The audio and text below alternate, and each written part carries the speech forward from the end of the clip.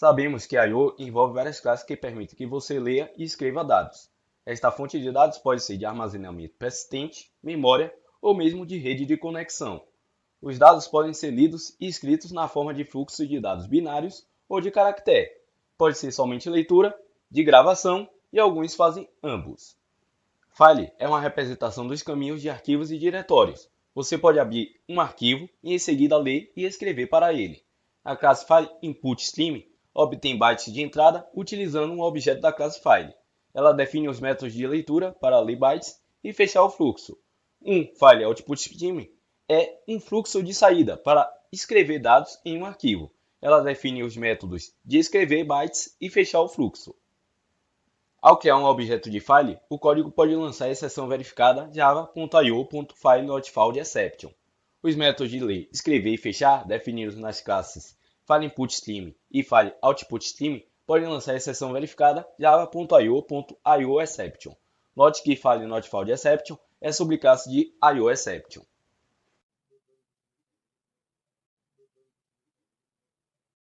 Além de separar as preocupações entre a lógica definida e o programa regular, o código de tratamento de exceções também pode ajudar a identificar o código incorreto em conjunto com o método em que foi definido, através do rastreamento de pilha de exceção ou erro.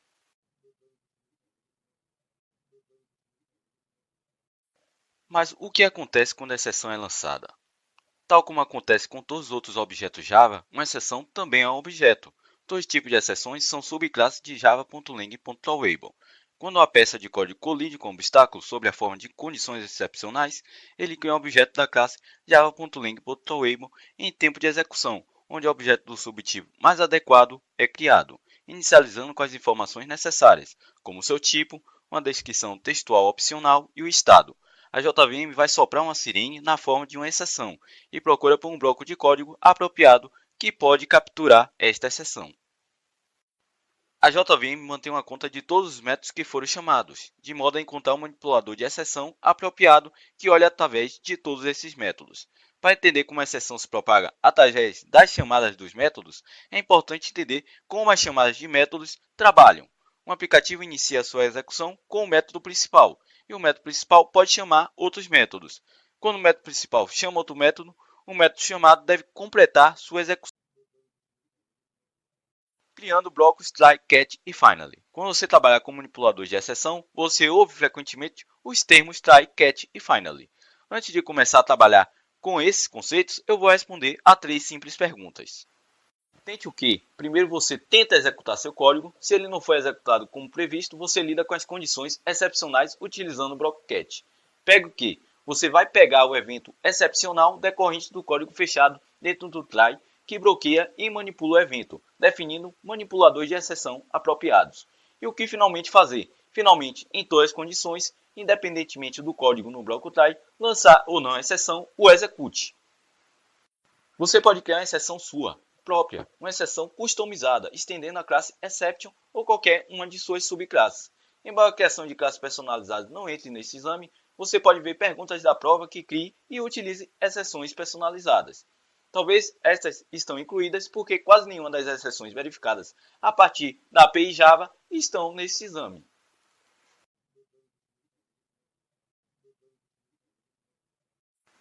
O bloco finally é executado independentemente do bloco try lançar ou não uma exceção.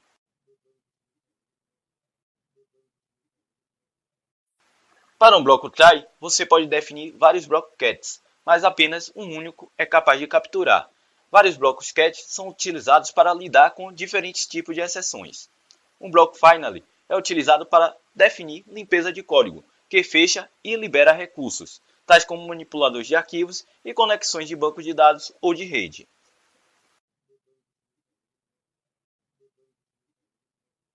Quando você executar um system.exit dentro de um bloco try ou no bloco catch, ele termina a aplicação.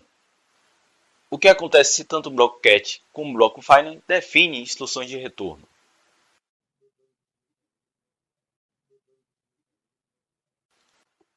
Atente para o código que retorna um valor a partir de um bloco de captura e o modifica no bloco finally. Se um bloco catch retorna um dado do tipo primitivo, o último bloco não pode modificar o valor a ser devolvido por ele.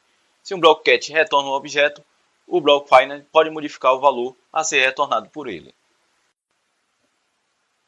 Será que a ordem das exceções capturadas nos blocos cat importa? No final das contas, não importa para as classes não relacionadas, mas em relação às classes relacionadas que compartilham um relacionamento de herança, um relacionamento é 1, neste último caso, se você tentar capturar a exceção da classe base antes de uma exceção da classe derivada, seu código não vai compilar. Esse comportamento pode parecer bizarro, mas há uma razão válida para isso. Como você sabe, uma exceção lançada procura um manipulador de exceção apropriado, iniciando com o primeiro manipulador. Como o primeiro manipulador será sempre válido para um determinado tipo de exceção que engloba outros tipos, os outros manipuladores nunca serão alcançados.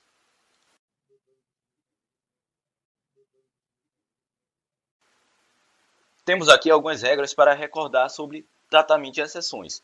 Um bloco type pode ser seguido por vários blocos cats e os blocos cat podem ser seguidos por um único bloco final. Um bloco type pode ser seguido por um bloco cat ou por um bloco final, ou ambos. Um bloco final por si só não seria suficiente se o código no bloco type lançar uma exceção verificada. Neste caso, você precisa capturar a exceção verificada ou declarada para ser lançada pelo seu método. Caso contrário, seu código não vai compilar. Os blocos type, cat e final não podem existir de forma independente.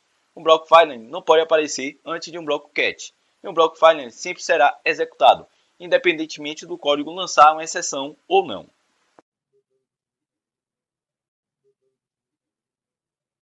Será que podemos relançar a exceção ou um erro que eu capturar?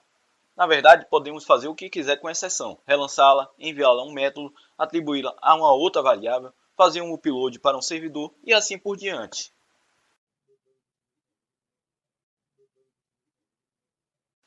Quando você relançar a exceção verificada, ela é tratada como uma exceção verificada, que significa que todas as regras de lidar com a exceção verificada lhe são aplicáveis. Podemos declarar métodos para lançar exceções verificadas em vez de lidar com eles.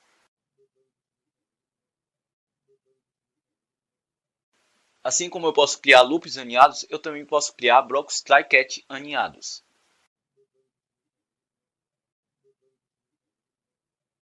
Temos três categorias de exceções: checked exceptions, runtime exceptions ou unchecked exceptions e erros. Desses três tipos, as exceções verificadas são as que requerem maior parte de atenção quando se trata de codificação.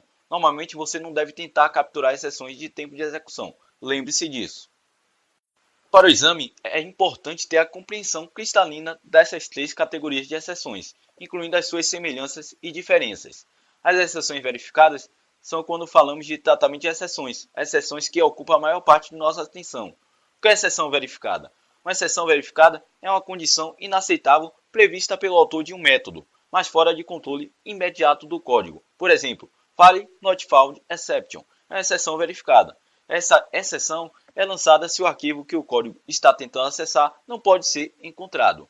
Quando é lançada, esta condição está fora do controle imediato do autor do código, mas ela foi prevista por esse autor.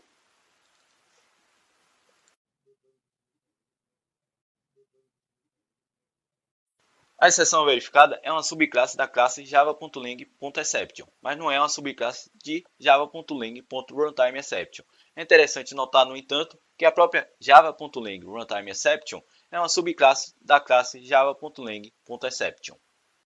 No exame, podemos ter que selecionar qual tipo de variável de referência usar para armazenar o objeto lançado por uma exceção verificada em um manipulador.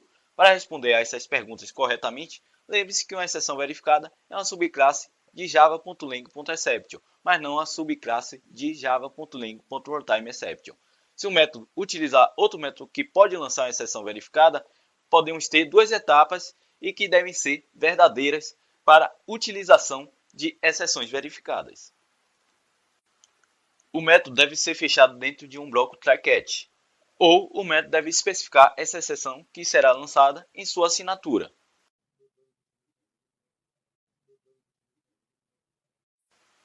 Exceções de tempo de execução, também conhecidas como exceções não verificadas. Embora você vai gastar a maior parte do seu tempo e energia na luta contra exceções verificadas, são exceções de tempo de execução que lhe darão a maioria das dores de cabeça. Isto é particularmente verdadeiro quando você está se preparando para trabalhar em projetos da vida real. Alguns exemplos de exceções não verificadas são a null point exception, Array Index Outbound Exception e Class Cache Exception.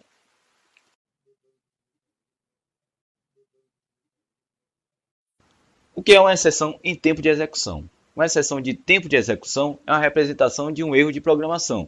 Estes erros ocorrem devido ao uso inadequado de um outro pedaço de código. Por exemplo, no point exception, uma exceção de tempo de execução que ocorre quando o pedaço de código tenta acessar alguma variável que não tenha sido atribuída a um objeto e aponta para nulo. Outro exemplo é a Array Index Out of Bound Exception, que é lançada quando o pedaço de código tenta acessar um elemento de uma lista de matriz em uma posição inexistente.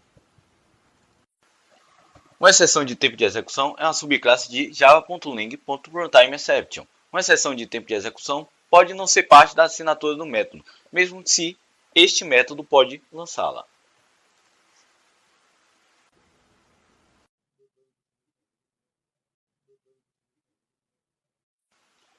Erros. Se você está se preparando para o exame OCA ou projetos da vida real, você precisa saber quando a JVM lança erros. Estes erros são considerados condições excepcionais graves e que não podem ser controlados diretamente pelo seu código. Um erro é uma exceção grave lançada pela JVM como resultado de um erro no estado do ambiente que processa o código. Por exemplo, no class def_found erro é um erro lançado pela JVM quando é incapaz de localizar um arquivo .class que deve ser executado. Já Stack Overflow erro é outro erro lançado pela JVM, quando o tamanho da memória necessária para que a pilha de um programa Java é maior do que a JRE tem oferecido para aquela aplicação. Este erro ocorre normalmente como resultado de ciclos infinitos ou altamente aninhados. O erro é uma subclasse de java.lang.erro. O erro não necessita ser parte da assinatura de um método, e o erro pode ser capturado por um manipulador de exceção, mas não deve ser.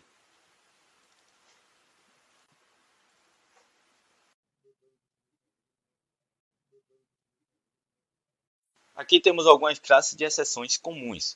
Array Index Out of Bounds Exception, Index Out of Bounds Exception, Class Cache Exception, Illegal Argument Exception, Illegal State Exception, No Pointer Exception e Number Format Exception. E temos também classes de erros comuns. Exception on Initialize erro, Stack Overflow erro, No Class Def Found erro e Out of Memory erro.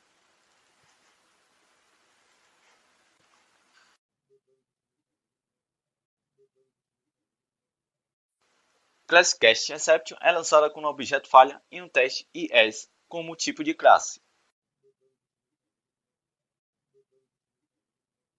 Illegal Argument Exception. Mesmo que seja uma exceção de tempo de execução, alguns programadores costumam utilizar esta exceção para validar os argumentos que são passados para o método.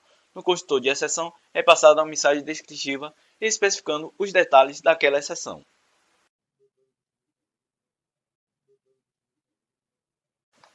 Illegal State Exception. De acordo com a documentação da API Java, um Illegal State Exception indica que um método foi invocado em um momento ilegal ou inapropriado.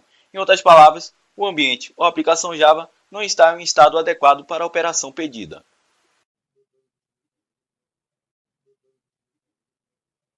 No Pointer Exception. Essa exceção é lançada pela JVM se você tentar acessar um método ou uma variável com um valor nulo. O exame pode ter combinações de códigos interessantes para testá-lo se uma determinada peça de código para determinar se irá lançar ou não uma null pointer exception. A chave é garantir que a variável de referência que foi atribuída com o valor não nulo. Mas em quais casos pode dar essa exceção? Quando estamos tentando acessar membros de uma variável de referência que é atribuída explicitamente com valor nulo. Quando tentamos acessar membros de uma instância não inicializados a uma variável de referência estática. Ou estamos tentando utilizar uma variável local não inicializada. Ou usando membros de um elemento de matriz que é atribuído com valor nulo.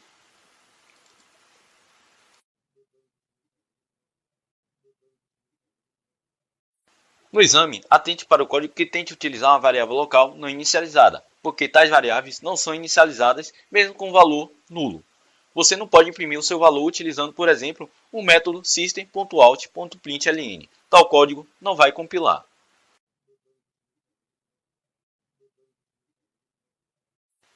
Number Format Exception ocorre quando a aplicação tenta converter um string com um formato inadequado para um tipo numérico. Você pode lançar um Number Format Exception a partir do seu próprio método para indicar que há algum problema com a conversão de um valor string para um formato numérico específico, decimal, octal, hexadecimal ou binário, e você pode adicionar uma mensagem de exceção personalizada. Um dos candidatos mais comuns para esta exceção são métodos que são utilizados para converter um argumento de linha de comando para um valor numérico. Lembre-se que todos os argumentos de linha de comando são aceitos em uma matriz de string como valores string.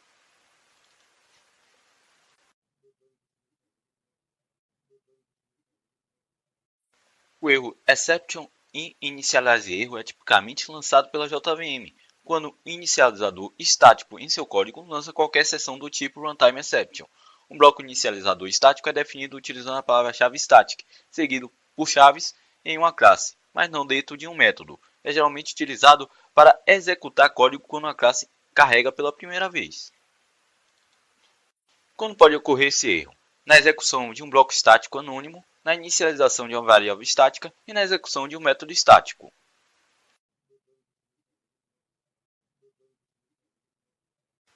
Cuidado com o código que parece ser enganosamente simples, mas é um bom candidato para uma questão do exame.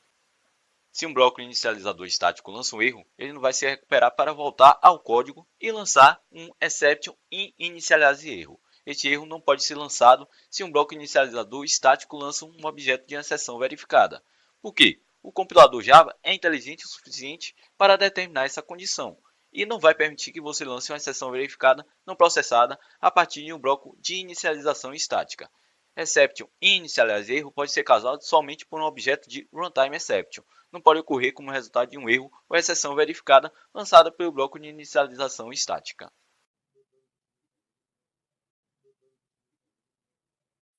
Stack Overflow erro. Este erro estende de Virtual Machine erro. Como o próprio nome sugere, ele deve ser deixado para ser gerido pela JVM. Este erro é lançado pela JVM quando o programa Java chama-se tantas vezes que o estado da pilha alocada para executar o programa Java transborda. No Class Def Found erro, o que aconteceria se você não conseguiu definir o caminho da classe e como resultado a JVM fosse capaz de carregar a classe que você queria acessar ou executar? Ou o que acontece se você tentar executar o aplicativo antes de compilá-lo? Em ambas as condições, a JVM vai lançar no Class Def Found erro. Se a JVM ou a instância de Class Loader tentar carregar na definição de uma classe como parte da chamada de um método normal ou como parte da criação de uma nova instância utilizando a expressão new, e nenhuma definição da classe pode ser encontrada. Não confunda a exceção lançada por Class for Name, usado para carregar a classe, e no Class Def Found erro, acionada pela JVM. Class for